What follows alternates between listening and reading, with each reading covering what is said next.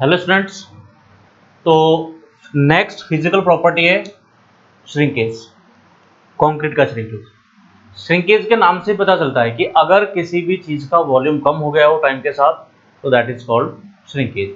जब concrete hard होता है, जब कंक्रीट सेट होता है तो अपनी स्टेट चेंज करता है, वो एक स्टेज से दूसरे स्टेज में जाता है और उस प्रोसेस में अपना वॉल्यूम या लेंथ कम कर लेता है। उस प्रॉपर्टी को श्रिंकेज कहते हैं। तो this is nothing but shortening in length, shortening in length. ठीक है,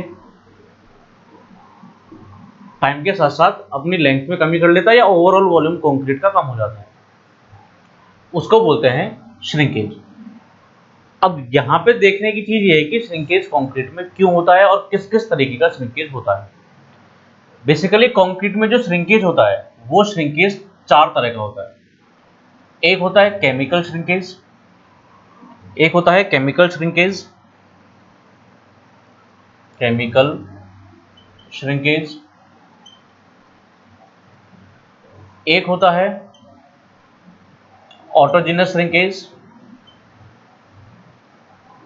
ऑटोजीनस श्रिंकेज,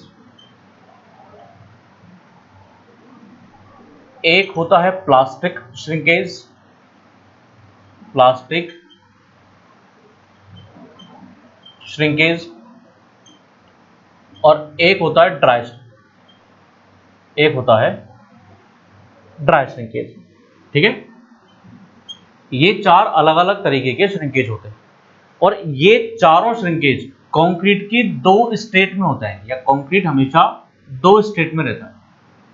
एक स्टेट होता है कंक्रीट का प्लास्टिक स्टेट, एक होता है कंक्रीट का प्लास्टिक स्टेट, और एक होता है कंक्रीट का हार्डन्ड स्टेट। एक कंक्रीट का होता है हार्डन्ड स्टेट। जब कंक्रीट प्लास्टिक श्रिंकेज में है तब कुछ श्रिंकेज होते हैं, और जब कंक्रीट हार्डन स्टेट के बाद आ जाता है तब कुछ श्रिंकेज होते हैं। और ये जो कंक्रीट की जो दोनों श्रिंकेज है, ये कंक्रीट की जो दोनों स्टेट हैं, प्लास्टिक और हार्डन स्टेट, ये डिपेंड करती है कंक्रीट के सीमेंट के इनिशियल सेटिंग टाइम के ऊपर और सीमेंट के फाइनल सेटिंग टाइम के ऊपर। इनिशियल सेटिंग और फाइनल सेटिंग के ऊपर ये डिपेंड करती है। जो इनिशियल सेटिंग टाइम से पहले की स्टेज होती है कंक्रीट की, वो तो होती है प्लास्टिक स्टेट, और फाइनल सेटिंग टाइम के बाद वाली जो स्टेट होती है वो होती है हार्डन्ड स्टेट। राइट, तो जब सीमेंट इनिशियल सेटिंग अचीव कर लेता है उससे पहले का पीरियड प्लास्टिक स्टेट, और फाइनल सेटिंग से बाद वाला state is called hardened state. और इन दोनों स्टेट में ही ये चारों तरीके के श्रिंकेज होते हैं। राइट, ये चारों तरीके के श्रिंकेज होते हैं। अब इन चारों तरीके के श्रिंकेज में एक एक करके बात करेंगे, एक एक करके बात करेंगे। सबसे पहले मैं ले रहा हूं केमिकल श्रिंकेज। सबसे पहले मैं ले रहा हूं केमिकल श्रिंकेज। केमिकल श्रिंकेज, देखिए केमिकल श्रिंकेज का रीजन क्या है। केमिकल श्रिंकेज का मतलब भी क्या है कि शॉर्टनिंग इन लेंथ होगा या शॉर्टनिंग इन वॉल्यूम होगा। जब आप कंक्रीट का मैन्युफैक्चर करते हो, जब आप कंक्रीट का मैन्युफैक्चर करते हो तो मैन्युफैक्चर करते टाइम पे हम चार अलग अलग चीजें काम में लेते हैं। क्या क्या काम में लेते हैं साहब?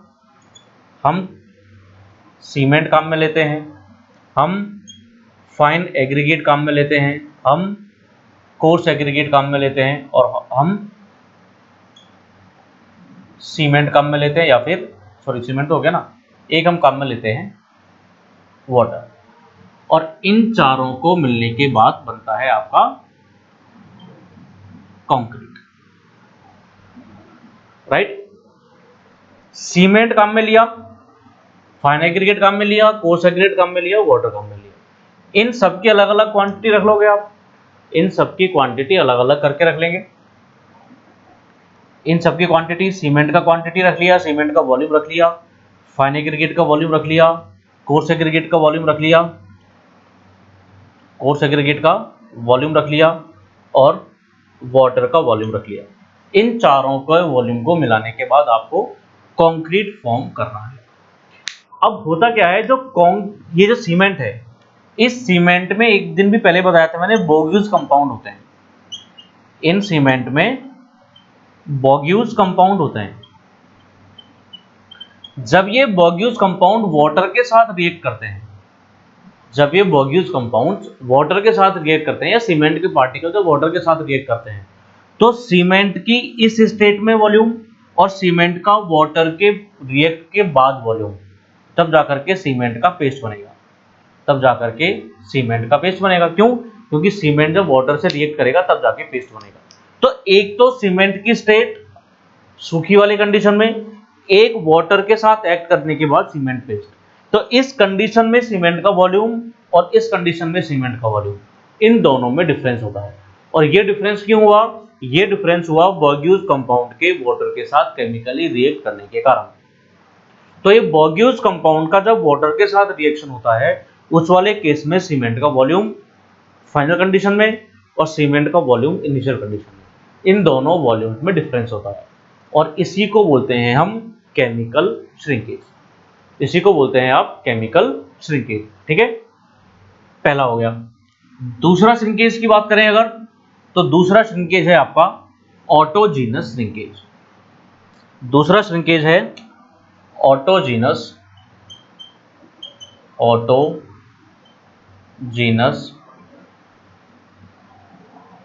श्रिंकेज। ठीक है, अब देखिए ऑटोजीनस श्रिंकेज में क्या होगा। जैसे ये वॉल्यूम है कोई भी कंक्रीट का, और इधर आपके पास में वही तीन चार चीजें थी। इधर आपके पास में सीमेंट है, एग्रीगेट है और वाटर है। इस टाइम पे इन सभी का वॉल्यूम कुछ अलग होगा। जब इनको इस मॉडल में डाला जाएगा, या कहीं पे भी आपको जब कंक्रीट मैन्युफैक्चर करना होगा, किसी मेंबर को कास्ट करना होगा, तो इस मेंबर को कास्ट कर दिया, इस मेंबर को कास्ट कर दिया। ठीक है, जब कास्टिंग करने के बाद मेंबर में क्या होगा, कास्टिंग करने के बाद जो वाटर के मॉलिक्यूल्स होंगे, कास्टिंग करने पे या तो आप इसको कॉम्पैक्ट करोगे, तो उस टाइम पे जो वाटर के मॉलिक्यूल्स होंगे, वो वाटर के मॉलिक्यूल्स मूव करते हैं, मतलब वाटर का फ्लो होता है।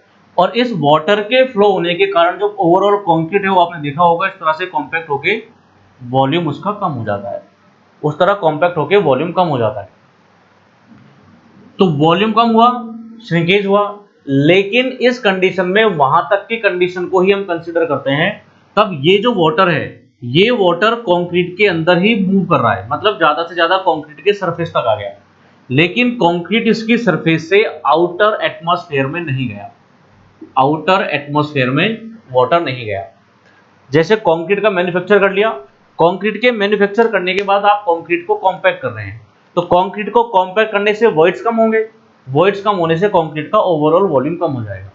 लेकिन जब ये वाटर आउटर एटमॉस्फेयर में, मतलब इवोपोरेट नहीं हुआ, तो अगर वाटर इवोपोरेट नहीं हुआ है और कंक्रीट का वॉल्यूम भी कम हो गया, तो वो वॉल्यूम कम किस वजह से हुआ? क्योंकि कंक्रीट के वॉइड्स कम हो गए। वॉइड्स कम हुए मतलब जो वाटर था, उन वॉइड्स में जो वाटर था, वो वाटर मूव करता हुआ कहाँ चला गया? बाहर चला गया। और वाटर तो चला गया सरफेस के ऊपर, और जितना वाटर सरफेस के ऊपर गया उसके कॉरस्पॉन्डिंगली कंक्रीट का वॉल्यूम कम हो गया। इस कंडीशन को बोलते हैं ऑटोजीनस श्रिंकेज। मतलब इसमें वाटर की सिर्फ वो कंडीशन आपको कंसीडर करनी है जिसमें वाटर फ्लो तो कर रहा है कंक्रीट के अंदर, लेकिन कंक्रीट की सरफेस से आउटर एटमॉस्फेयर में नहीं जा रहा। कंक्रीट की सरफेस से आउटर एटमॉस्फेयर में नहीं जा रहा, मतलब कंक्रीट का वाटर का इवेपोरेशन नहीं हो रहा। तो जब ऑटोजीनस फ्लो की बात करते हैं, ऑटोजीनस श्रिंकेज की बात करते हैं, उस वाले कंडीशन में वाटर के इवेपोरेशन को कंसीडर नहीं किया जाता। ठीक है, तो वाटर जब इवेपोरेट होता है उससे पहले भी कंक्रीट कॉम्पैक्शन वगैरह की वजह से अपना ओवरऑल वॉल्यूम कम कर लेता है। इस कंडीशन को बोलते हैं हम ऑटोजीनस श्रिंकेज। राइट, अब आता है तीसरे तरीके का श्रिंकेज। अब आता है तीसरे तरीके का श्रिंकेज, और तीसरा श्रिंकेज है प्लास्टिक श्रिंकेज। Plastic shrinkage. और चौथा श्रिंकेज है drawing shrinkage. Plastic shrinkage and drawing shrinkage. ये जो दोनों तरह के श्रिंकेज हैं, प्लास्टिक, देखिए केमिकल श्रिंकेज और ऑटोजेनस श्रिंकेज, इनमें वाटर का लॉस नहीं हुआ है, इनमें वाटर का लॉस नहीं हुआ, और बिना वाटर के लॉस के भी कंक्रीट का वॉल्यूम कम हो गया। एक में सीमेंट के रिएक्शन की वजह से और दूसरे में पानी के फ्लो करने के कारण, ऑटोजेनस फ्लो के कारण। लेकिन प्लास्टिक श्रिंकेज और ड्राइंग श्रिंकेज, इन दोनों में हम वाटर लॉस को कंसीडर करते हैं, इन दोनों में हम वाटर के लॉस को कंसीडर करते हैं। कंक्रीट की मैंने दो स्टेट बताई थी, एक प्लास्टिक स्टेट, एक हार्डन स्टेट। यहां तक क्या हुआ ऑटोजेनस श्रिंकेज में, ऑटोजेनस श्रिंकेज में वाटर कहां पे आ गया, water comes up to the surface, up to surface. और इस बात की भी कोई गारंटी नहीं है कि कंक्रीट के अंदर जितना पानी था पूरे का पूरा आ गया, इस बात की कोई गारंटी नहीं है। सिर्फ क्या है कि ज्यादा से ज्यादा पानी कहां तक आ सकता है, सरफेस तक आ सकता है, एटमॉस्फेयर में नहीं जाएगा। ये उससे आगे की प्रोसेस है। जब कंक्रीट प्लास्टिक स्टेट में है तो प्लास्टिक स्टेट में वाटर के लॉस की वजह से जितना कंक्रीट का वॉल्यूम कम होगा उसको बोलेंगे प्लास्टिक श्रिंकेज। तो ये किस स्टेट में होगा, प्लास्टिक स्टेट में होगा। ये किस स्टेट में होगा, प्लास्टिक स्टेट में होगा। इसका रीजन क्या होगा, इसका रीजन होगा वाटर लॉस। अब प्लास्टिक श्रिंकेज में वाटर लॉस किस किस कारण से हो सकता है। प्लास्टिक श्रिंकेज में जैसे मान लीजिए ये कंक्रीट का मेंबर है, ये प्लास्टिक श्रिंकेज है, ये प्लास्टिक कंडीशन में है अभी। तो इसमें जो वाटर लॉस होता है वो वाटर लॉस किस किस के कारण हो सकता है। एक तो हो सकता है कि कंक्रीट की सरफेस से वाटर इवोपोरेट हो जाए, एक तो हो सकता है कंक्रीट की सरफेस से वाटर इवोपोरेट हो जाए। दूसरा ये हो सकता है कि इस कंक्रीट में एग्रीगेट्स हैं, फाइन एग्रीगेट और कोर्स एग्रीगेट। वो फाइन एग्रीगेट और कोर्स एग्रीगेट अगर वाटर को एब्जॉर्ब कर लें, अगर वाटर को एब्जॉर्ब कर लें तो अभी कंक्रीट में से पानी कहां चला गया, एग्रीगेट में चला गया। तो वाटर का लॉस प्लास्टिक स्टेट में दो रीजन से हो सकता है, या तो वाटर का इवोपोरेशन हो जाए या वाटर को एब्जॉर्ब कर लिया जाए। तो ये वाटर लॉस किस किस के कारण हुआ, absorption by aggregates, absorption by aggregates, और दूसरा इवेपोरेशन। ये दो रीजन से वाटर का लॉस होगा। वाटर का लॉस होगा तो जितने वाटर का लॉस हुआ उसके कॉरेस्पॉन्डिंगली कंक्रीट का वॉल्यूम कम हो गया। ठीक है। ड्राइंग श्रिंकेज, ड्राइंग श्रिंकेज कब होगा, जब कंक्रीट ड्राई स्टेट में आ जाएगा, मतलब after final setting time, after final setting time of cement.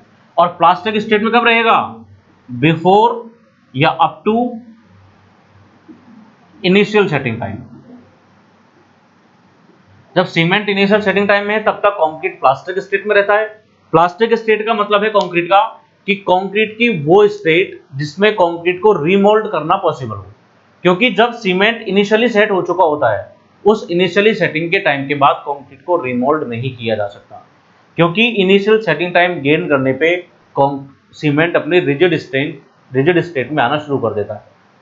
ठीक है।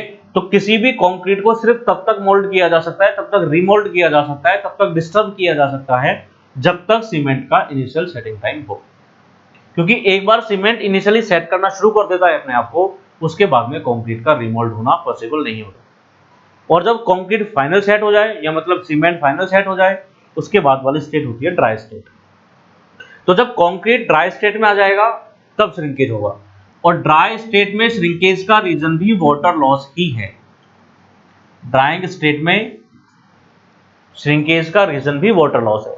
अब ड्राइंग कंडीशन में वाटर लॉस कब होगा, क्योंकि एब्जॉर्ब जितना एग्रीगेट को करना था वो एब्जॉर्ब कर चुके हैं, तो यहां पे वाटर लॉस का एक ही रीजन बचता है, वो क्या बचता है, इवेपोरेशन। एक ही रीजन बचता है, वो बचता है इवेपोरेशन। तो सिंपल सी बात क्या है कि श्रिंकेज, केमिकल श्रिंकेज और ऑटोजेनस श्रिंकेज, इन दोनों में वाटर के लॉस को कंसीडर नहीं किया जाता। लेकिन अगर वाटर का लॉस कंक्रीट की प्लास्टिक स्टेट में होता है तो उसकी वजह से जो ओवरऑल वॉल्यूम में कमी आई, that is called plastic shrinkage. और अगर कंक्रीट ड्राई स्टेट में है, उसके ड्राई स्टेट में अगर वाटर के लॉस की वजह से जो कमी आई वॉल्यूम में, that is called drawing shrinkage. बस इतनी सी कहानी है टाइप ऑफ श्रिंकेज की। अब इसमें कुछ फैक्ट्स हैं जो आपको याद रखने हैं श्रिंकेज में। श्रिंकेज में फैक्ट्स हैं। अलग अलग तरह के क्वेश्चन पूछे जाते हैं श्रिंकेज से, 2-3 क्वेश्चन पूछे जाते हैं जो अभी रामायण पढ़ी हमने उसमें से क्वेश्चन नहीं पूछते। एक क्वेश्चन तो ये पूछता है कि श्रिंकेज की वजह से किस तरीके की स्ट्रेस आती है। जैसे मान लीजिए ये कोई मेंबर है, अगर श्रिंकेज की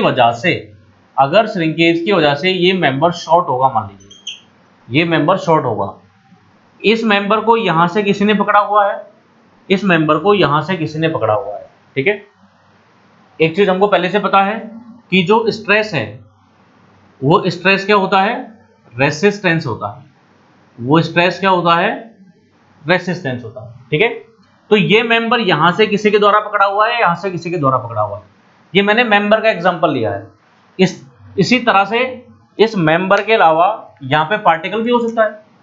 मेंबर नहीं लेके हम पार्टिकल ले लें, तो इस पार्टिकल को यहां किसी ने पकड़ा हुआ है, फिक्सिटी ने, यहां पे किसी फिक्सिटी ने पकड़ा हुआ है। जब ये मेंबर शॉर्ट होगा तो एक्सपांड तो होगा नहीं भाई, मेंबर शॉर्ट होगा तो इधर भी नहीं जाएगा, इधर भी नहीं जाएगा। जब मेंबर शॉर्ट होगा तो किधर जाएगा, इधर जाएगा और इधर जाएगा। तो जब मेंबर अंदर के साइड मूव करेगा तो यहां पे टेंशन आएगा या कंप्रेशन आएगा, यहां पे टेंशन आएगा या कंप्रेशन आएगा, क्योंकि ये जो पार्टिकल है, ये पार्टिकल तो जाना चाह रहा है, लेकिन इस पार्टिकल को रेसिस्टेंस कहां से मिल रहा है, इस फिक्सिटी से रेसिस्टेंस मिल रहा है। ये जहां से पकड़ा हुआ है इसको, वो इसको जाने नहीं देगा, वो रेसिस्ट करेगा। तो जब यहां से पकड़ा हुआ है और ये यहां जाना चाहेगा तो यहां पे क्या डेवलप होगा, टेंशन डेवलप होगा। तो एक क्वेश्चन तो ये पूछा जाता है कि श्रिंकेज की वजह से कौन से तरीके की स्ट्रेस आती है। तो श्रिंकेज की वजह से कैसे स्ट्रेस आती है, टेंसाइल स्ट्रेस आता है, ये क्वेश्चन पूछा जाता है। श्रिंकेज इंट्रोड्यूसेस टेंसाइल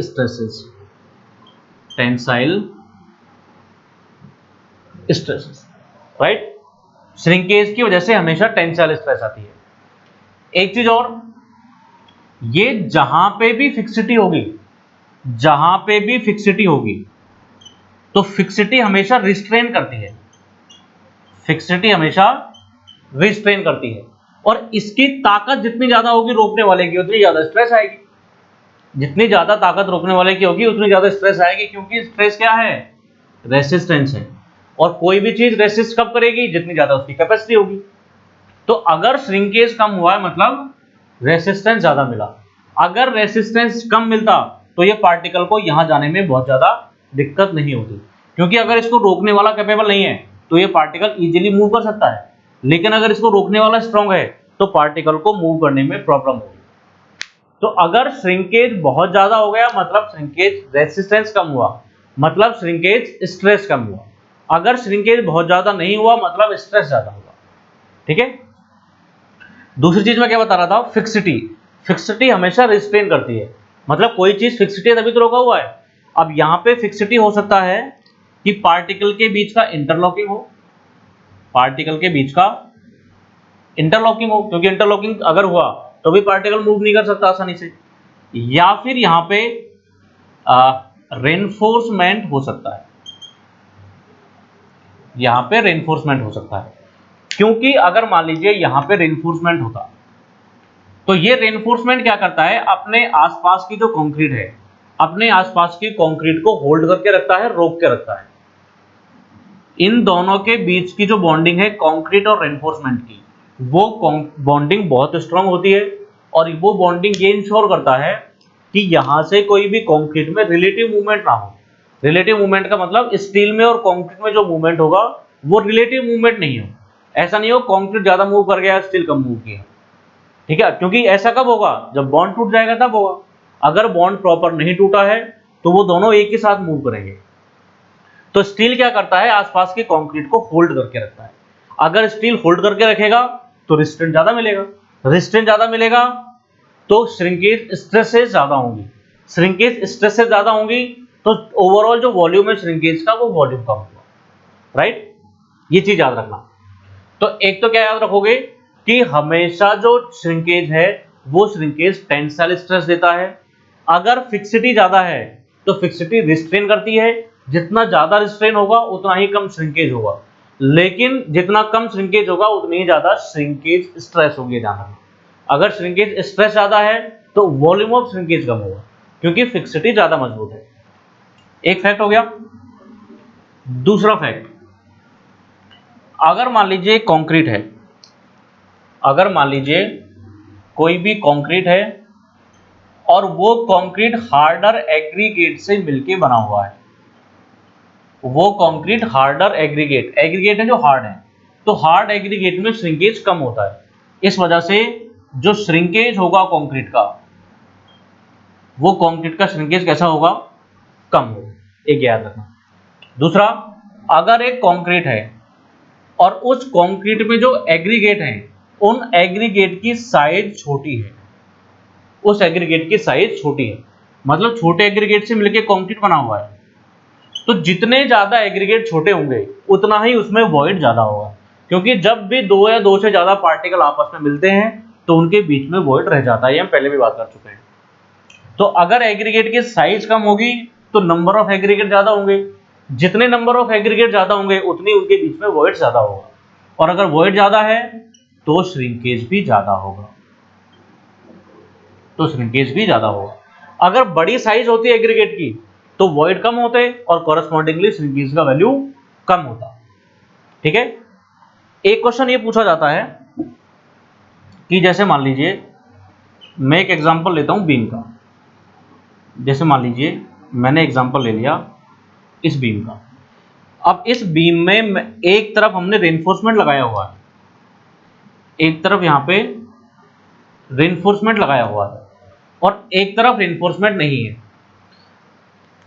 तो जब ये कंक्रीट में श्रिंकेज होगा तब क्या होगा, क्योंकि जो स्टील है, हमने रेनफोर्समेंट में स्टील काम में लेते हैं, तो ये स्टील है, स्टील अपने आसपास की कंक्रीट को रोक के रखेगा, स्टील अपने आसपास की कंक्रीट को रोक के रखेगा, मतलब रिस्ट्रेन प्रोवाइड करवाएगा। रिस्ट्रेन प्रोवाइड करवाएगा मतलब यहां की कंक्रीट में जो श्रिंकेज होगा वो श्रिंकेज कम होगा, लेकिन इसके ऊपर वाले पोर्शन में यहां पे कोई भी रेनफोर्समेंट नहीं है, यहां पे कोई भी रेनफोर्समेंट नहीं है, मतलब कंक्रीट को रोकने वाला मैग्नीट्यूड कम है, कंक्रीट को रोकने वाले जो मेंबर्स हैं वो कम है, यहां पे स्टील का रिस्ट्रेन नहीं है, तो यहां कंक्रीट आसानी से क्या करेगी, यहां कंक्रीट आसानी से श्रिंक कर सकती है, यहां कंक्रीट आसानी से श्रिंक कर सकती है। और अगर कोई कंक्रीट यहां से आसानी से श्रिंक किया तो ये कुछ इस तरह से मेंबर डिफॉर्म कर जाएगा, तो ये मेंबर इस तरह से डिफॉर्म कर जाएगा, क्योंकि एक तरफ तो कंक्रीट श्रिंक नहीं किया, दूसरी तरफ कंक्रीट श्रिंक कर गया, तो इस तरह से डिफॉर्म कर जाएगा। इसको बोलते हैं श्रिंकेज डिफॉर्मेशन, श्रिंकेज डिफॉर्मेशन बोलते हैं। तो श्रिंकेज डिफॉर्मेशन कब होगा, जब हम एक साइड में रिइंफोर्समेंट प्रोवाइड करवाएंगे, दूसरे साइड में रिइंफोर्समेंट प्रोवाइड नहीं करवाएंगे। अब अगर मान लीजिए मुझे ऐसा श्रिंकेज डिफॉर्मेशन नहीं चाहिए, तो मैं क्या करूंगा कि जितना रेनफोर्समेंट नीचे डाला हुआ है उतना ही रेनफोर्समेंट यहां डाल दूंगा, तो यहां भी कंक्रीट को डिफॉर्मेशन मिलेगा, यहां भी कंक्रीट को डिफॉर्मेशन मिलेगा, तो दोनों सेम अमाउंट में श्रिंक करेंगे, ऊपर वाला पार्ट भी कंक्रीट का और कंक्रीट का नीचे वाला पार्ट भी, जितने अमाउंट से ये श्रिंक करेगा उतने अमाउंट से ये श्रिंक करेगा, तो दोनों में रिलेटिव डिफॉर्मेशन नहीं होगा, रिलेटिव डिफॉर्मेशन नहीं होगा मतलब श्रिंकेज डिफॉर्मेशन नहीं होगा। ये क्वेश्चन ईएससी प्रीलिम्स में कई बार पूछा जा चुका है कि अगर आपको श्रिंकेज डिफॉर्मेशन नहीं चाहिए या श्रिंकेज डिफॉर्मेशन को रोकने के लिए क्या कर सकते हो, श्रिंकेज डिफॉर्मेशन को रोकने के लिए क्या कर सकते हैं हम कि दोनों साइड में, बीम के दोनों साइड में बराबर बराबर रेनफोर्समेंट प्रोवाइड करवा देंगे। तो इस पॉइंट को लिख लेना, बहुत इंपॉर्टेंट है, यहां से क्वेश्चन पूछा जा चुका है। टू प्रिवेंट श्रिंकेज डिफॉर्मेशन क्या करें, provide equal reinforcement on both sides, दोनों साइड में बराबर बराबर मात्रा में रेनफोर्समेंट प्रोवाइड करवा देंगे। एक इंपॉर्टेंट फैक्ट ये है, जो अजम्पशन है, हम अज्यूम करते हैं for design for design purpose 0.0003 या फिर 0.03% स्ट्रेन या श्रिंकेज इज एज्यूम्ड। हम ये मानते हैं कि कंक्रीट में 0.03% स्ट्रेन या 0.03% श्रिंकेज होता है और इसका कोई यूनिट नहीं होता है। इसका मतलब ये है कि अगर कोई 1 मीटर का मेंबर है तो वो 1 मीटर का मेंबर कितना श्रिंक करेगा, 0.0003 मीटर, मतलब 0.0003 मीटर मेंबर 1 मीटर में, तो यूनिट आपस में कैंसिल आउट हो जाती है। तो हम ये डिजाइन के लिए मानते हैं 0.0003 या 0.03% श्रिंकेज। ये सारे फैक्ट्स हैं जो आपको श्रिंकेज के बारे में याद रखने हैं। ठीक है, कौन कौन से फैक्ट? एक, टेंसाइल स्ट्रेस प्रोड्यूस करता है। दूसरा, जितने छोटे एग्रीगेट होंगे उतने श्रिंकेज ज्यादा होगा, जितने बड़े एग्रीगेट होंगे उतना श्रिंकेज कम होगा। अगर हार्ड श्रिंकेज है, अगर एग्रीगेट हार्ड है तो हार्डर एग्रीगेट में श्रिंकेज कम होता है। जो फिक्सिटी है, फिक्सिटी हमेशा रिस्ट्रेन प्रोवाइड करवाती है। अगर हमने एक साइड में रेनफोर्समेंट लगाया हुआ है तो श्रिंकेज डिफॉर्मेशन होगा। अगर हम इक्वल अमाउंट का रेनफोर्समेंट दोनों साइड में प्रोवाइड करवा देंगे तो श्रिंकेज डिफॉर्मेशन नहीं होगा। एक चीज और, अगर कंक्रीट का ग्रेड ज्यादा है तो क्योंकि ज्यादा ग्रेड की कंक्रीट में डिफॉर्मेशन कम होते हैं, तो ग्रेड ज्यादा है मतलब श्रिंकेज कंक्रीट का कम होगा। ये चीजें आपको याद रखनी है। तो इस वीडियो में सिर्फ इतना ही। अच्छा, यहाँ पे कंक्रीट की फिजिकल प्रॉपर्टीज पूरी होती है। तो thank you so much, have a good day.